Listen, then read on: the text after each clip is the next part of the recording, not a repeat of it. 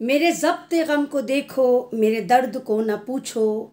मेरे ज़ब्ते गम को देखो, मेरे दर्द को न पूछो। मेरा हर सकूत गोया मेरे दर्द की ज़बां है। अस्सलाम वालेकुम। मैं आपके सामने एक बार फिर दिल्ली से अमन रिजवी। जिस तरह शायद आप कुछ लोग जानते हों, कुछ लोग न जानते हों, दिल्ली का एक इलाका है लोनी। लोनी में एक जगह है सुंदर नगरी। सुंदर नगरी में एक धार्मिक प्रोग्राम चल रहा था। श्री गणेश जी का कोई उत्सव चल रहा था।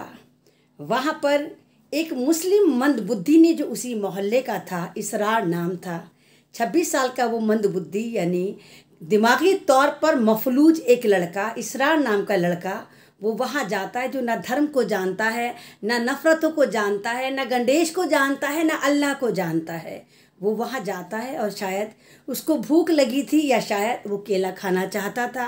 वो वही धार्मिक स्थल में से गणेश जी के पास से एक केला उठाकर खा लेता है।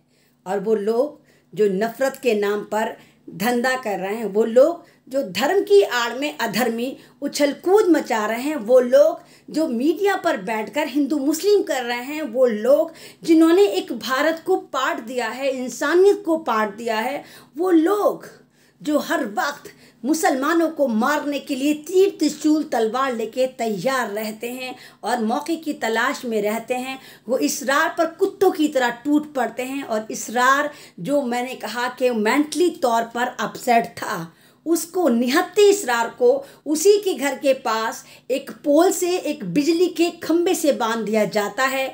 और उसके बाद सिलसिला शुरू होता है हैवानियत का। उसको मारा जाता है, उसको कूटा जाता है। 9-10 लड़के उसको लगातार मारते हैं, डंडों से, बेल्टों से मारते हैं। और उन हैवानों का जो एक कहिए कि नफ़रत जो मुसलमानों को लेकर है, वही नहीं रुकती। 2-3 लड़के प्लास लेकर आते हैं और इसरार के हाथों के और पैरों के नाखून उखाड़ लेते हैं।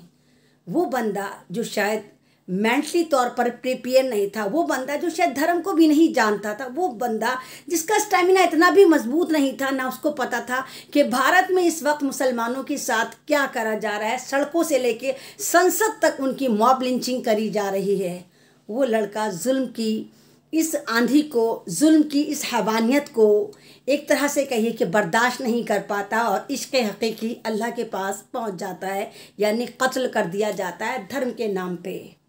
इसरार 26 साल का लड़का, सज़ा मुसलमान होना। मुजरिम जो सुबह शाम हिंदू मुस्लिम करते हैं, स्ट्रीम चैनल, आरएसएस के लोग, सरकार के कारिंदे, एडमिनिस्ट्रेशन। जुर्म यही कि मुसलमान था, इलाका लोनी और सब खामोश।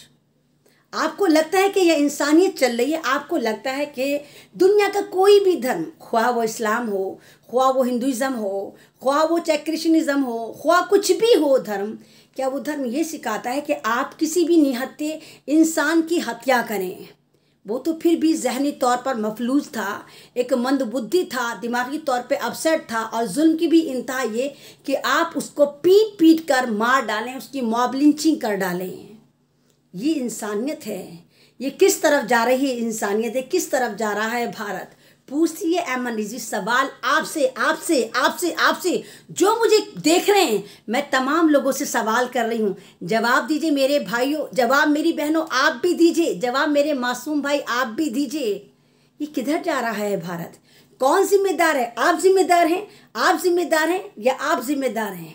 आप सब जिम्मेदार हैं, क्योंकि आप खामोश हैं।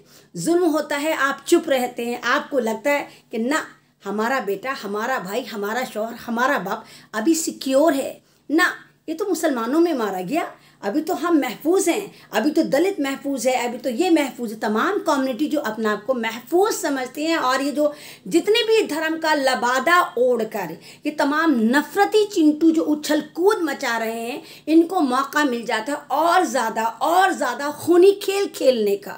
ये लोग और मॉब लिंचिंग करते हैं। कभी ये मध्य प्रदेश में मुत्तन शुक्ला नाम का आदमी आदिवासी के मुंह पर मूत रहा होता है, कभी ये दलितों की लड़कियों को उठा कर उनका गैंग गैंगरेप करते हैं, उनको मार डालते हैं।